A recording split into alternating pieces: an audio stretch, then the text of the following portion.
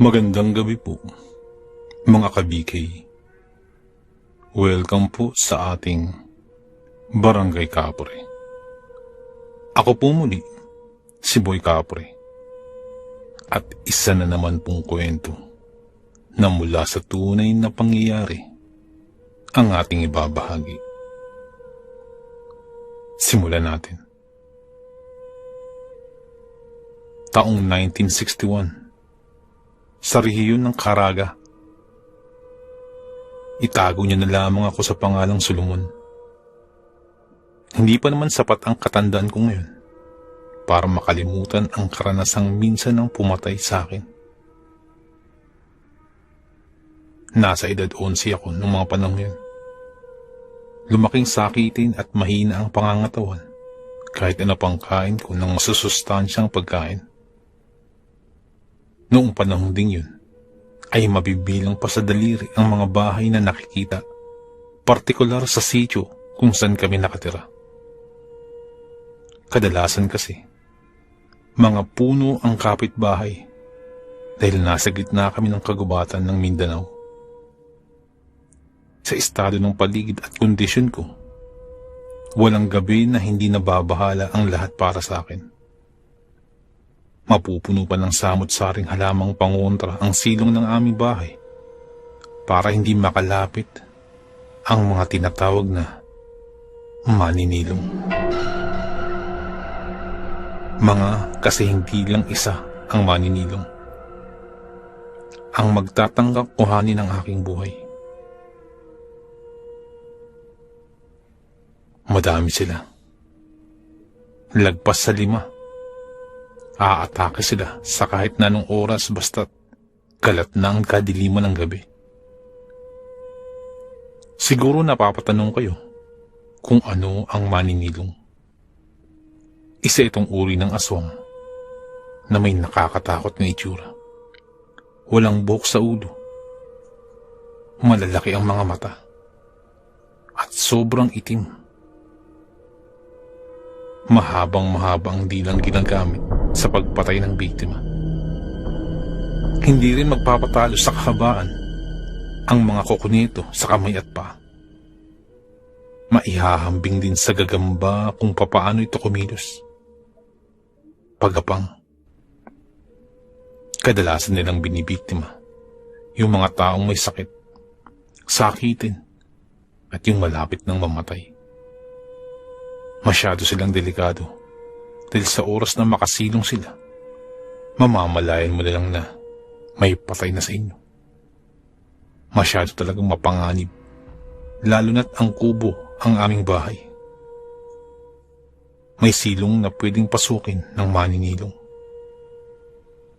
Isa pa, mahirap malaman kung may nakasilong na maninilong dahil sa paraan ng atake nitong napakatahimik. Sa dinami-rami rin ng halamang panguntrang itinambak ni nanay sa silong ng bahay, walang ni isang umubra. Nakakaatake pa rin ang maninilong at napapaalis lang kung may maglalakas loob na kumalaban sa mga ito. Wala talagang matutulog sa gabing ito. Mahirap na. Kabilugan pa naman ang buwan.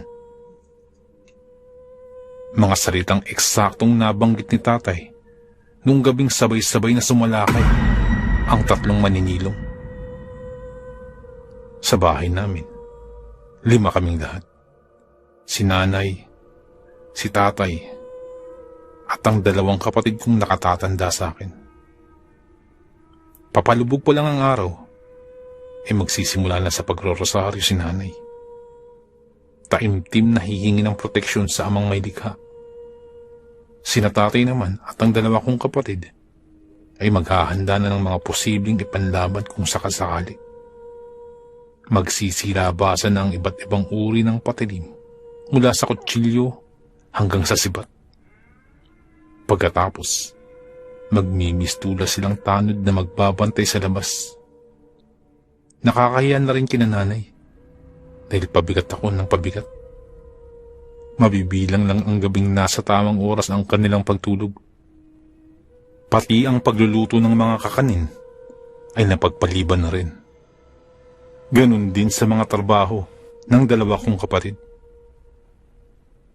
Lumipas ng lumipas ang oras. At nararamdaman kong sumama ang aking pakiramdam. Pasado 1:00 na nun ng gabi. Kakapasok lang ni na tatay at napahiga agad sila sa pagod. Hindi nagtagal, nakatulog na rin. Si nanay naman ay nakaidlip na sa kakadasal habang nakasandal sa altar. Panay na ang pagbuka ko ng hangin. Humahapdi na rin ang likuran ko na para bang may sugat. Nakahiga ako nun.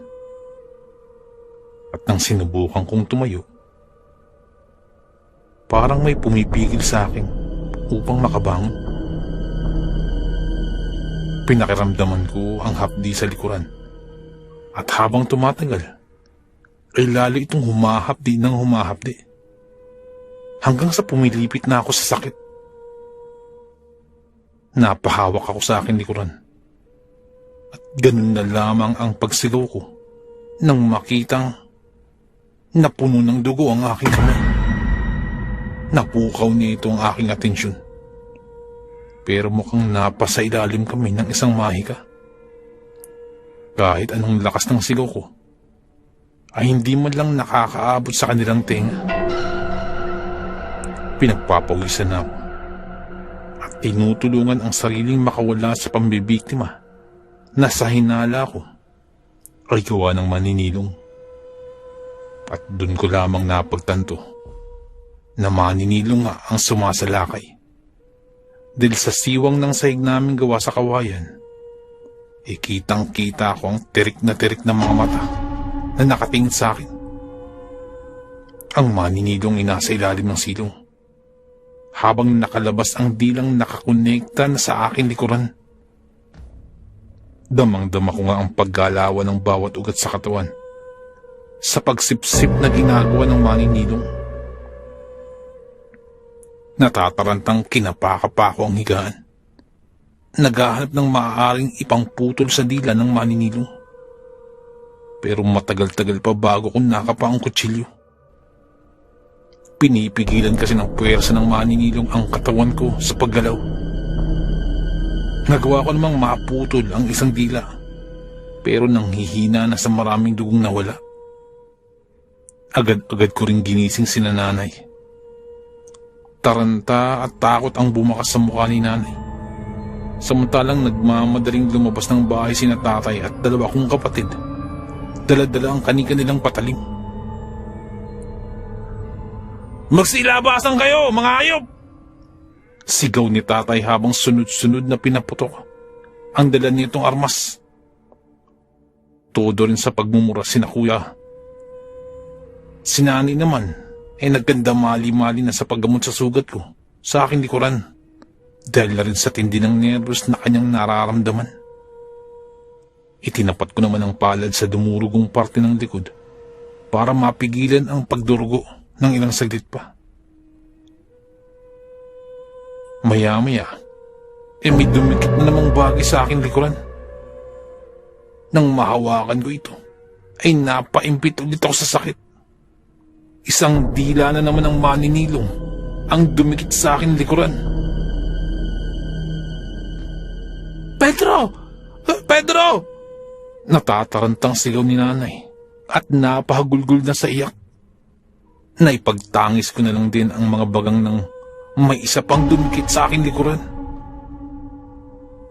Iba-ibang dila na ng maninilong ang nakakabit sa aking likuran.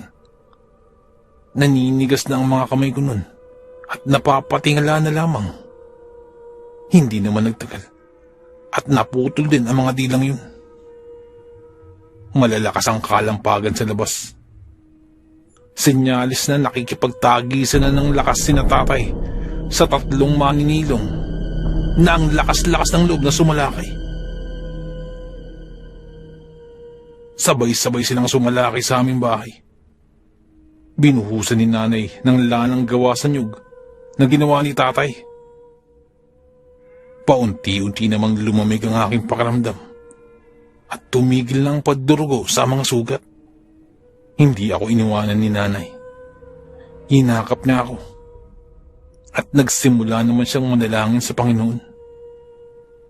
Sina tatay at ang mga kapatid ko naman ay nakikipaglaban pa rin sa mga maninilong. Dinig na dinig ko pa ang mga tunog buhat sa kanilang sagupaan.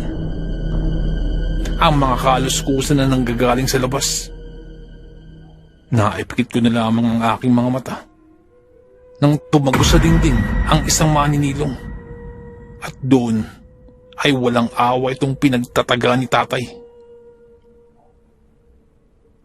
Ang dalawang maninilong ay nakatakas. Ngunit ang isang ito ay wala yatang balak na lumisan. Pero sa awa ng kaitaasan ay naipanalo naman ni na tatay ang laban. Nang mapatay nila ang maninilong, inantay namin na magbalik ito sa anyo niyang tao para makilala namin. Subalit bigo kami sa parting yun. Nakalipas na ang ilang araw, pero hindi pa rin bumabalik sa anyong tao ang aswang. Binalot na lang ito nila tatay, saka isinilid sa sako at pinagtulungang ilibing sa gitna ng kagubatan. Lumipas ang gabing yun na akala namin ay panghuling sagupaan sa mga maninilong. Ngunit pagsapit ng gabi ay muling may sumalakay sa aming bahay. 6:00 pa lamang ng gabi nun ay may umaaligid na maninilong nang hindi namin namamalayan. Nakaramdam ako ng kakaiba sa mga oras na yun. Pero isinawalang bahala ko muna kasi nakaupo naman ako at kumakain ng hapunan. Si nanay naman ay nasa banggirahan, naguhugas ng plato. Sina tatay at 2 kong kapatid ay nasa may pintuan habang nag-uusap. Nang 7:00 pasado na, ay nag-aya na si nanay na matulog. Naging kampante kami sa pag-aakalang wala nang sasalakay buhat sa nangyari kagabi. May napatay na sa kanilang lahi. At sa isip-isip namin, ay matatakot sila. Pero isa lang pala yung pagkakamali. Dahil sa oras na nasa mahimbing na pagtulog na ang lahat, maliban sa akin, nasa tamang pwesto na pala ang maninilong. Naghihintay na lang ng hudyat para umatake. Hindi pa kasi ako humiga. Nagpalakad-lakad pa ako. Nadala na kasi ako sa nangyari kagabi at takot ng mahiga at isa na rin yung senyalis ng kaligtasan ko. Habang palakad-lakad ako, napapansin ko may gumagalaw sa silong.